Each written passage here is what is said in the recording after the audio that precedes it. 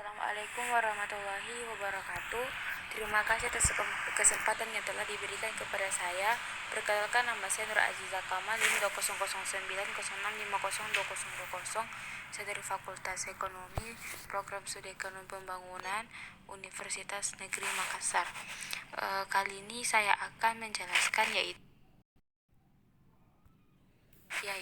yang pertama, karakteristik dan permasalahan ekonomi di negara sedang berkembang. Yang kedua, indikator yang digunakan untuk mengukur perekonomian. Yang ketiga, makna dari teori dua sektor neoklasik.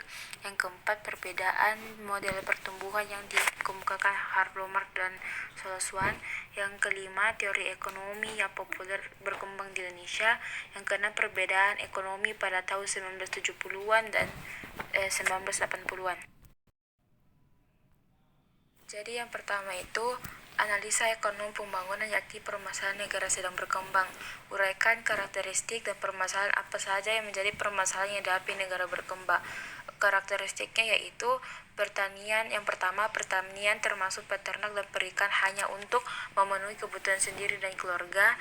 Yang kedua, pada umumnya aktivitas masyarakat menggunakan sarana dan prasarana tradisional. Yang ketiga, perkembangan ilmu pengetahuan dan teknologi berdasarkan pengalaman lamban. Yang keempat, pendapatan relatif rendah. Yang kelima, pendidikan penduduk relatif rendah. Yang keenam, intensitas mobilitas rendah. Yang ketujuh itu sifat penduduk kurang mandiri. Yang kedelapan, sangat bergantung pada alam. Yang kesembilan itu tingkat penduduk yang tinggi. Ya, permasalahannya di sini adalah salah satu permasalahan yang terjadi di negara berkembang adalah standar hidup yang rendah. Pada akhirnya akan menyebabkan kemiskinan. Kemiskinan merupakan suatu perwujudan karena mengalami standar hidup yang rendah. Tentunya di setiap negara memiliki batas kemiskinan yang berbeda dibandingkan negara lain. Penyebab terjadi kemiskinan adalah tingkat pendidikan yang rendah, yang biasanya membuat seseorang kurang memiliki keterampilan, wawasan, serta pengetahuan yang memadai untuk kehidupannya. Karena jika dilihat lebih jauh lagi dalam mencari pekerjaan, maka perusahaan akan mencari seseorang yang memiliki pendidikan yang tinggi.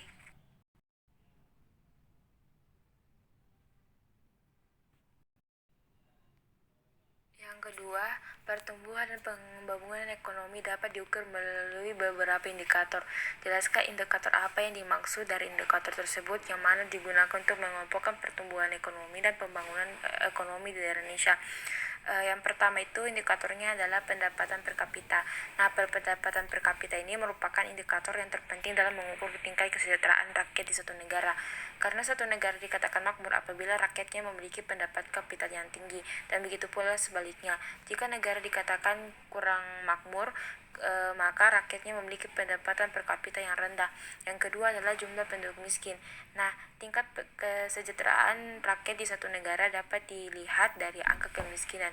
Suatu negara dikatakan makmur atau sejahtera apabila rakyatnya hidup miskin berjumlah sedikit. Yang ketiga itu angka pengangguran. Salah satu ciri yang membedakan antara negara berkembang dan negara maju adalah tingkat pengangguran. Di negara maju tingkat penganggurannya itu cenderung lebih rendah, sedangkan di negara berkembang tingkat pengangguran cenderung lebih tinggi. Hal ini diakibatkan karena kurangnya lapangan pekerjaan di negara berkembang, sehingga tingkat pengangguran cenderung lebih tinggi. Yang keempat itu adalah angka kematian bayi dan ibu melahirkan itu pada umumnya di negara maju, angka kematian bayi dan ibu melahirkan cenderung lebih rendah. Hal ini disebabkan karena penduduk mampu membeli makanan yang bergizi, pelayanan kesehatan, dan obat-obat yang memadai. Sebaliknya, di negara berkembang, angka kematian bayi dan ibu melahirkan juga relatif tinggi. Yang kelima itu angka melek huruf menunjukkan jumlah penduduk yang dapat membaca dan menulis. Suatu negara dikatakan maju apabila angka melek hurufnya tinggi, sedangkan angka buta hurufnya rendah, dan begitu pula sebaliknya. Jika angka buta huruf tinggi maka angka melek huruf rendah, maka negara tersebut dikatakan negara berkembang. Nomor 3 yaitu di dalam teori pertumbuhan dan pembangunan ekonomi dikenal model dua sektor klasik. Jelaskan makna dari teori tersebut dan implementasinya dalam negara sedang berkembang. Jadi yang pertama itu menurut teori pertumbuhan neoklasik tradisional atau tradisional neoklasik growth theory, pertumbuhan output selalu bersumber dari suatu atau lebih dari 3 faktor. Kenaikan kuantitas dan kualitas tenaga kerja melalui pertumbuhan jumlah penduduk dan perbaikan pendidikan, penanaman modal melalui tabungan dan investasi, serta penyempurnaan teknologi. Yang kedua itu perekonomian tertutup atau closed economy, yakni tidak menjalin hubungan dengan pihak luar yang tingkat tabungannya lebih rendah.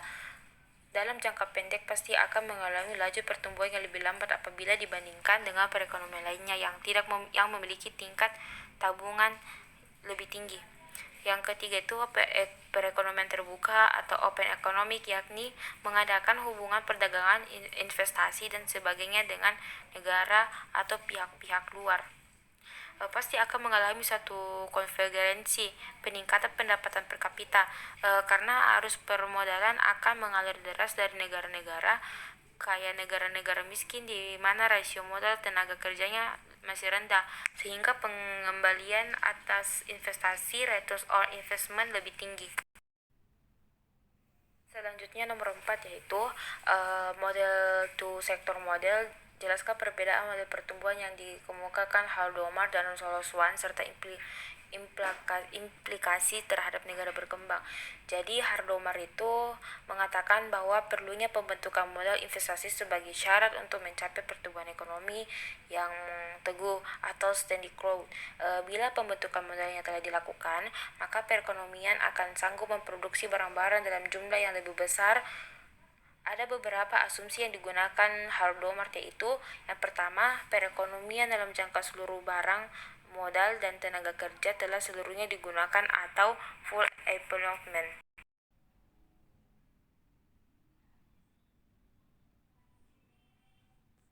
Yang kedua itu adalah perekonomian hanya terjadi dua sektor, yaitu household and firm. Tidak ada government and trade with rest of the world. Yang ketiga itu besarnya private saving proporsional dengan national income.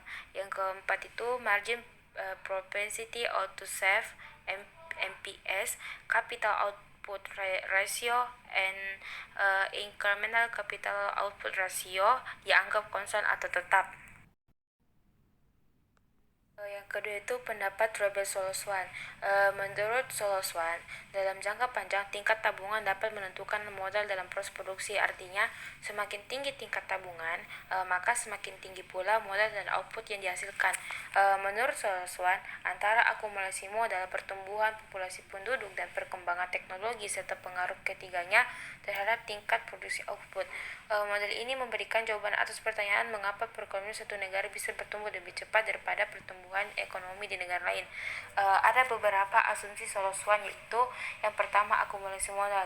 Nah, asumsi pertama Soloswan adalah dengan menganggap tidak ada perubahan pada angkatan kerja dan teknologi ketika terjadi proses akumulasi modal dalam perekonomian suatu negara. Proses akumulasi modal ini nantinya hanya ditentukan oleh penawaran permintaan terhadap barang. Yang kedua itu adalah penawaran terhadap barang dan fungsi produksi dalam model Soloswan. Output bergantung pada persediaan modal dan jumlah tenaga kerja. Yang ketiga itu permintaan terhadap barang dan fungsi konsumsi. Peran permintaan terhadap barang dalam model Soloswan berasal dari konsumsi dan investasi. Dengan kata lain, output per pekerja merupakan jumlah dari konsumsi per pekerja dan investasi per kerja. Selanjutnya nomor 5, dari beberapa pertumbuhan dan pembangunan ekonomi, yang manakah paling populer dikembangkan Indonesia? Jadi yang menurut saya yang paling populer itu yang sekarang adalah teori Keynes, karena teori Keynes mengatakan bahwa permintaan agregat diukur sebagai jumlah pengeluaran rumah tangga, bisnis, dan pemerintah, merupakan kekuatan pendorong penting dalam ekonomi. Teori ini beranggapan bahwa konsumsi yang dilakukan oleh seseorang akan menjadi pendapatan untuk orang lain pada suatu perekonomian yang sama. Dalam kata lain, apabila seseorang membelanjakan uangnya, ia mampu meningkatkan pendapatan orang lain melalui naiknya permintaan, berkurangnya pengangguran, dan penurunan deflasi. Contohnya, penurunan suku bunga perbank dapat menarik masyarakat untuk dapat meminjam uang dan mendorong konsumsi. Contoh lainnya lagi adalah penyerapan tenaga kerja dan kebutuhan barang dan jasa dari sektor swasta dan perorangan akan meningkatkan ketika adanya proyek pemerintah, misalnya melalui pengadaan infrastruktur. Nomor 6 yaitu pemikiran ekonomi pembangunan setelah Perang Kedua dan pemikiran ekonomi pembangunan pada tahun 1970-an sampai 1980 memiliki perbedaan. Jelaskan perbedaan tersebut.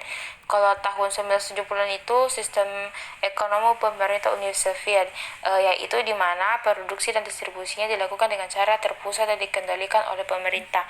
Sedangkan tahun 1980-an sistem ekonomi pasar konsensus Washington, yaitu sistem pemerintahan yang dengan kebijakan finansial yang hati-hati, nilai tukar mata uang yang kompetitif, liberalisasi sektor keuangan dan perdagangan, privasi dan regulasi.